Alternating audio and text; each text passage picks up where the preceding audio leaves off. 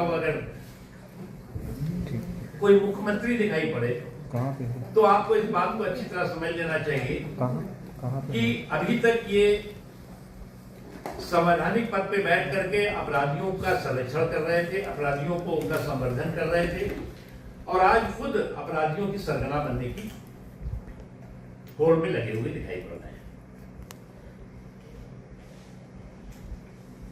मित्रों, अभी आपको जो कुछ पूछना होगा मैं बताऊंगा, लेकिन इतना जरूर है, मैं एक चीज कह करके अपनी बात खत्म करूंगा, उसके बाद आपके जो सवाल होंगे उस पर हम आज जो है वो पूरे देश में, मैं बार बार एक बात कहता हूं कि इनका हर एक इलेक्शन के बाद गठबंधन नया बन जाता है। आपको याद होगा पहले यूपीए था, जैसे ही चुनाव ये हारे उसके बाद उसका इंडिया नाम दे दिया इन्होंने। अब ये घमंडिया घराने के जो घोचू चक्कर हैं, इनका हर एक चुनाव के बाद नया जो है वो गठबंधन बनता है, और दूसरा उस चुनाव के खत्म होते ही वो गठबंधन भी धाराशाही हो जाता है। चुनाव खत्म, गठबंधन हजम। तो इस स्थिति में जो है वो कांग्रेस पार्टी जो है वो बहुत जोर से सुनाई पड़ रही है, और उस आवाज को सुनाई जो दे रही है उनको, उसका नतीजा है कि जो मुख्यमंत्री अभी तक अराजकता और अपराध का संरक्षण कर रहे थे, वो खुद आज अपराध और अराजकता के सरगना बनने में होड़ में लग गए।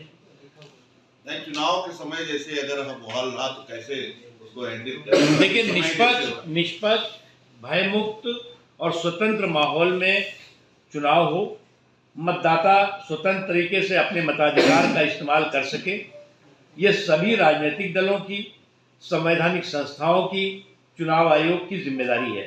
और भारतीय जनता पार्टी निष्पक्ष, भयमुक्त और स्वतंत्र माहौल में पश्चिम बंगाल के चुनाव कराने के लिए प्रतिबद्ध है, कृत संकल्प है, और उस दिशा में भारतीय जनता पार्टी के कार्यकर्ता भी मजबूती से काम करेंगे। मुंबई चुनाव के लिए क्या जीत रहे हैं?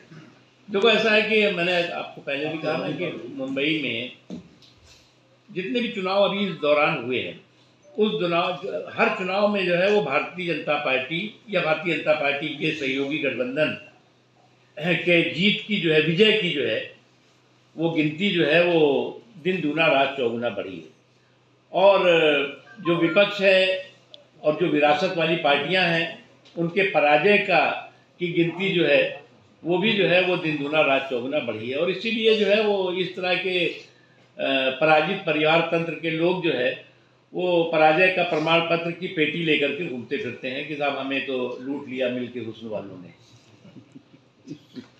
सर, बांग्लादेश में वर्तमान सरकार का क्या रोल है?